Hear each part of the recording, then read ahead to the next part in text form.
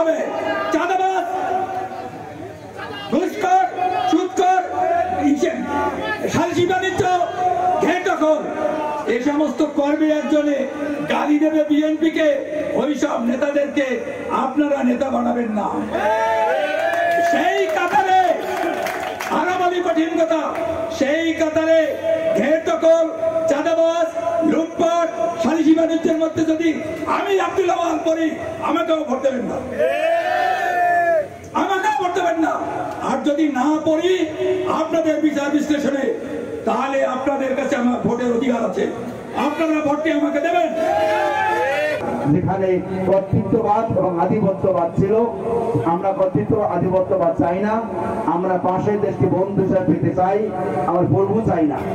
আমরা আগামী দিনে বাংলাদেশের স্বাধীনতা সমুন্নত রাখার জন্য তারেক রহমান বলে গেছেন যে আমরা বাংলাদেশের জন্য কেউ প্রভু নাই, বন্ধু আছে। সেখানে কোনো পাশের দেশ আমার কাছে দিল্লি নয়, পিন্ডি নয়, নয় অন্য কোনো দেশ, সবার আগে বাংলাদেশ। আমরা বাংলাদেশ, সবার আগে বাংলাদেশ।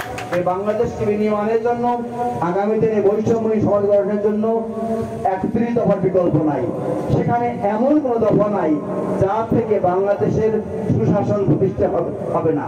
সুশাসন প্রতিষ্ঠার জন্য 31 দফায় একবারে মাইল ফলক, সেটা যদি আমরা ফলো করতে পারি, অনুসরণ করতে পারি, তাহলেই আগামী দিনের বাংলাদেশ সুন্দর বাংলাদেশ করতে পারবো।